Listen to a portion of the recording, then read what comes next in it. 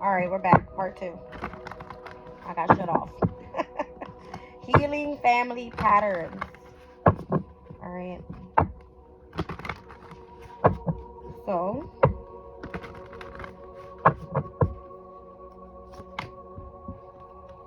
sacred contract.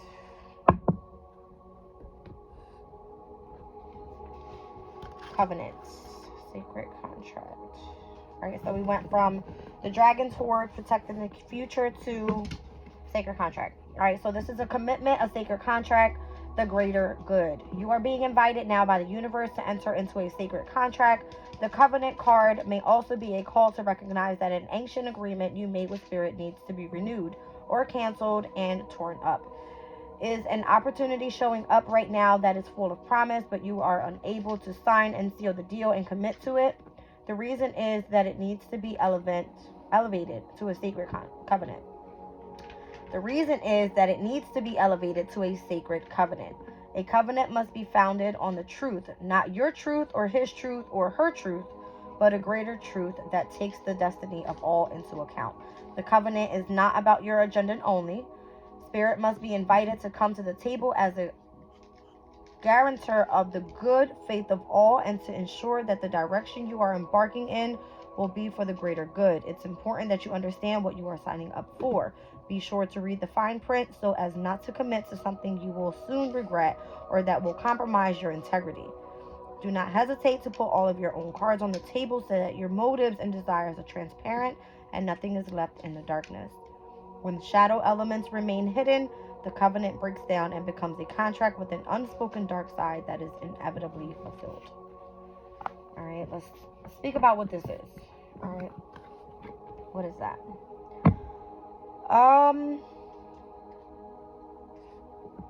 Start off with an analogy. Where is the sacred contract taking place? What does this have to do with? 3rd and 9th house is what came out for this reading. All right, so we have Aries in the 3rd, Chiron is in the 3rd. All right, and we were just speaking about the energy of the solar eclipse that's happening. All right, once this winter solstice is over, and stepping back into the spring equinox for this astrological year. All right, what's happening here? So don't let pride get in the way. I was just speaking about the energy of the sun.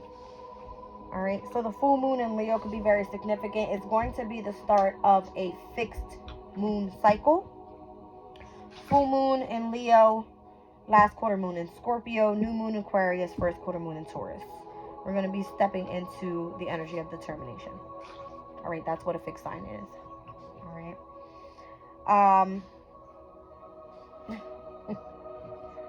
This is crazy that they came out because I literally was reading about Amber spirit. All right, Amber said that it had a lot to do with the energy of the sun. All right, so the sun is what? In the 5th house is where Leo rules. It is all about your happiness, all right, being in the energy of forgiveness. It is all about your peace, your joy, your contentment, self-expression, creativity, children, all right. So the full moon in Leo could be very significant, something coming to completion, all right.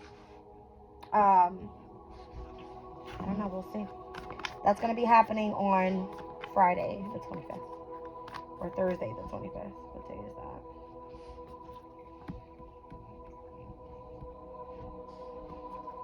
Thursday.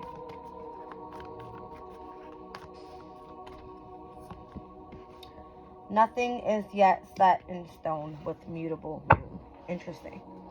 All right. We're coming out of a cardinal moon cycle. Okay. The last mutable sign that we were in was Gemini, 3rd house energy. Okay. The full moon in Gemini is what basically had us head into the energy of not letting pride get in the way. During a mutable moon cycle, technically the modalities go from angular to succeeded to cadent. All right, that is cardinal, fixed, mutable energy. So us completing the cycle of something not yet being set in stone, the initiation of the angular houses were significant. And what is that?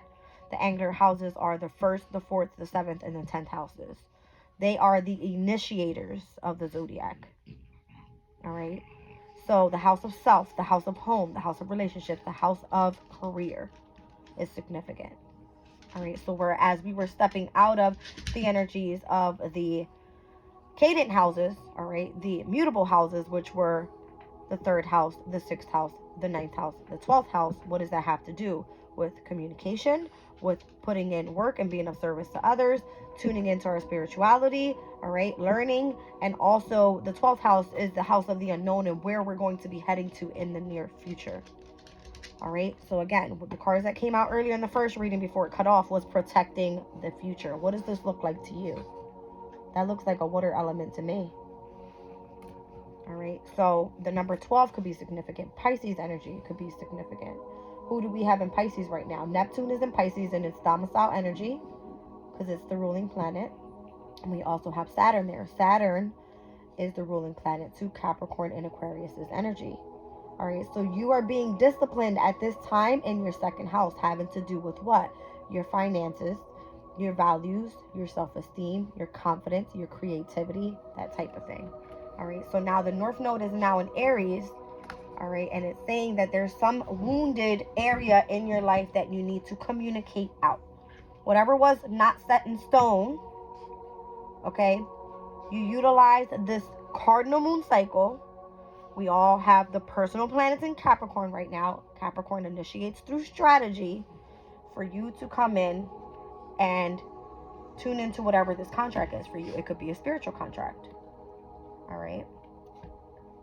But the full moon in Gemini, let's skip over the full moon in Cancer, all right? Because the full moon in Cancer was just saying, hey, there was some personal changes that were needing to happen in your life. Okay, now let's not let pride get in the way. Let's continue to push forward with whatever was initiated within Capricorn energy, with the new moon in Cap. All right, and that full moon in Cancer. That's the last time Pluto was going to be there. Pluto in Capricorn opposing the energy of the moon in Cancer. That full moon in Cancer that we experienced. Okay, I hope this makes sense. Now, what else do we need to know here?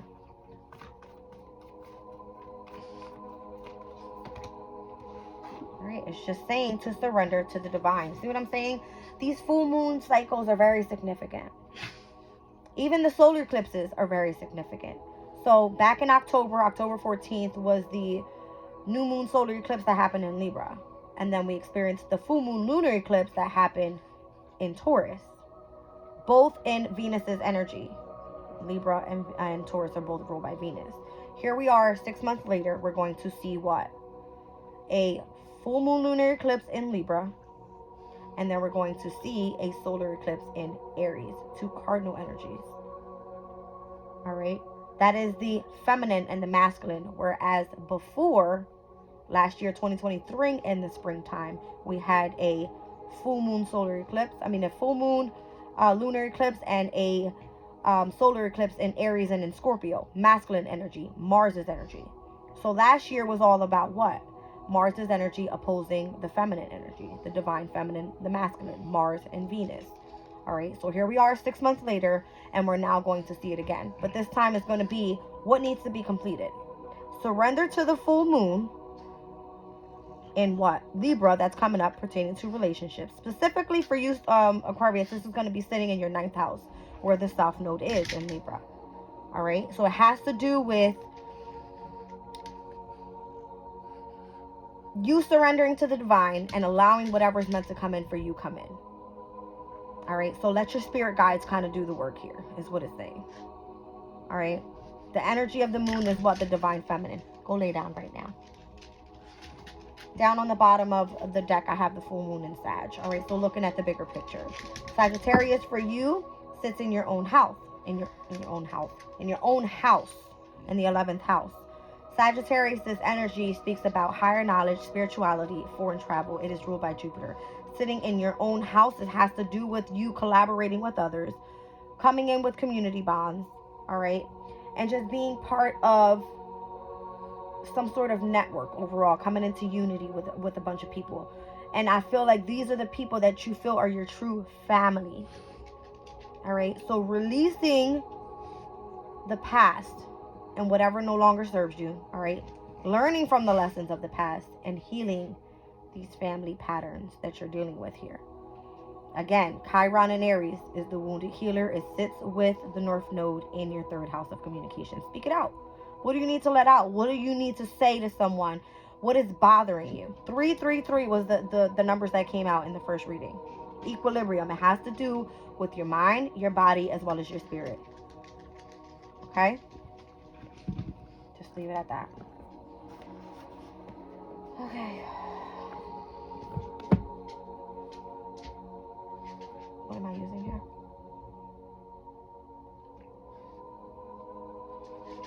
I don't know why I don't feel a connection today. I don't feel the connection of what cards I feel like Spirit wants me to use. Okay, I'll do higher self. I mean, the light seers here. I don't know what this is. I feel just irritated, completely irritated. Anyway, sacred contract. I feel like this is the spirit contract. I mean, the contract that you have with spirit, right? With higher power, with God, whoever you want to call the universe. I don't care. All right.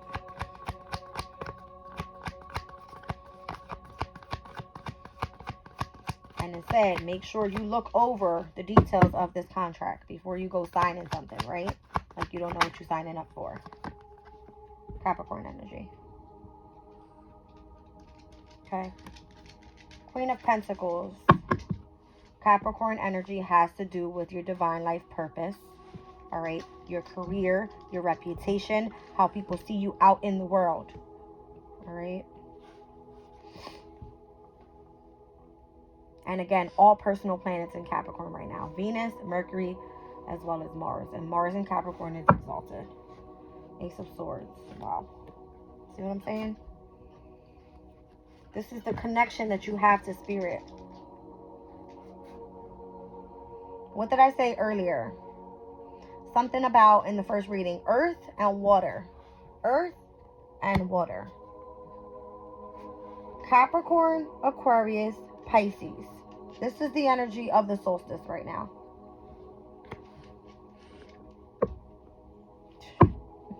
Aries energy. Don't make this stuff up. Earth, air, water, fire. All elements of what? The universe. Can you please go lay down? I'm going right now, baby.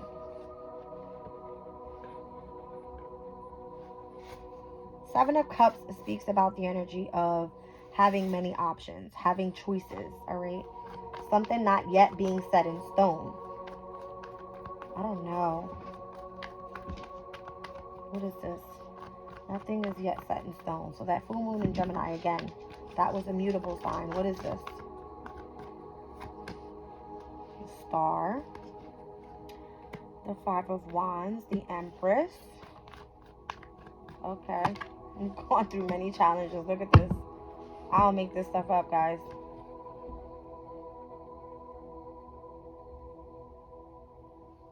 Aquarius and Leo. I just spoke about the opposing energies. What is your hopes, your dreams, and your desires? What are your creative expressions, and how do you want to get that out into the world? Look at how they're both tuned into what? The energy of the light and the dark. Well, not the dark, but this is the energy of the universe. All right? These are the stars. Here's the sun. Coming out with the Empress. She embodies all queens in one, by the way. All right, we've already got the Queen of Pentacles here, so earth element. I just said something about earth, water, air, fire. The elements of the universe. Choosing your battles wisely. What were the cards talking about earlier? Releasing, right? And healing family patterns. Protecting the future. How can you do that? Utilize what the universe is giving you. Gain knowledge about what? The rotation of the sun, the rotation of the moon, the rotation of the planets, and how the universe works. That's how you're going to protect your future. All right. Don't let pride get in your way. Full moon in Leo. Wherever this falls for you in your chart. Specifically, I'm reading for Aquarius, the 7th house. Relationships, partnerships, contracts. All right. You have a sacred contract here. 4 of Cups. This is the moon in Cancer. So today's energy could be significant. Or within these next couple days before that full moon happens in Leo. So today, tomorrow, and on Friday, moon moves into Leo at 2:37 a.m. Okay. You can feel discontent and bored. You can feel like you were left out. You can feel that you don't fit in. You can feel like the sheep of the family type of deal. It's because you want to feel the energy of freedom and independence and working alone and wanting to reap in all the harvest that you put in within your hard work. All right.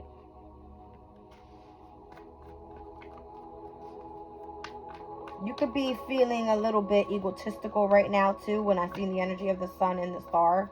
So you could be in the spotlight right now with the Empress. I mean, yeah.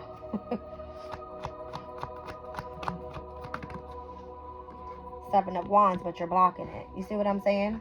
It's because you want to protect your bubble and what you've already created and how you were able to block out your distractions from whatever it was that you were trying to do here. But that's part of your ego. This is Mars and Leo's energy. Mars and Leo, Mars and Leo speaks about egotistical, like being egotistical. All right. So your pride. All right. Not letting your pride get in the way. Yeah.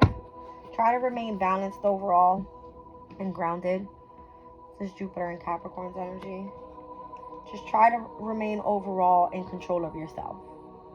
It's the best way I can explain that. Or in control of your emotional state. Alright, so surrender to the divine. No matter what this full moon is bringing in, I feel like the divine has control over it. Especially over the emotional state of it. Alright.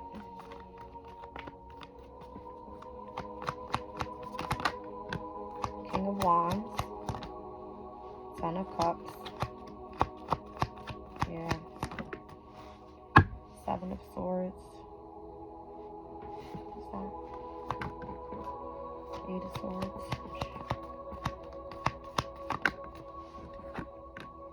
Alright. There's a past person that is going to come in.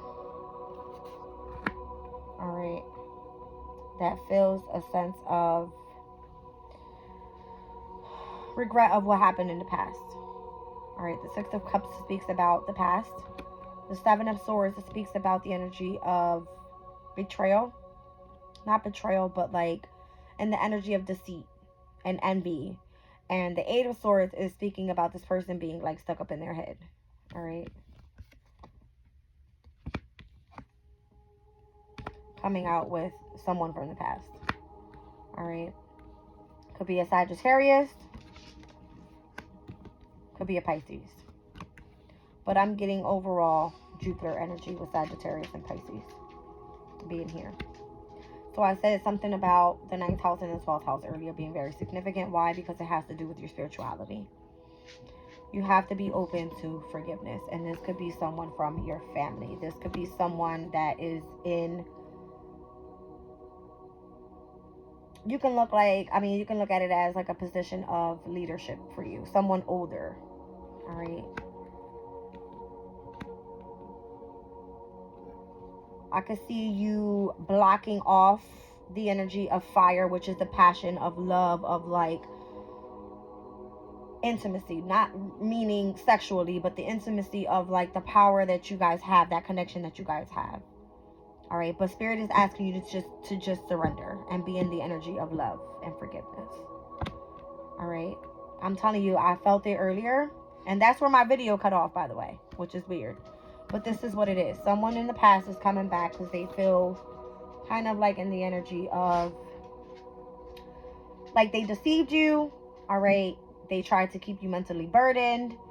They feel like they are trapped in their thoughts about it. They want to be able to release it. Right. They are nostalgic about the whole situation, about whatever happened. All right. Doesn't matter who's at fault here. Oh, come on. Go over there. I just feel that it's important that Spirit is bringing this up because it's going to happen within these next couple days.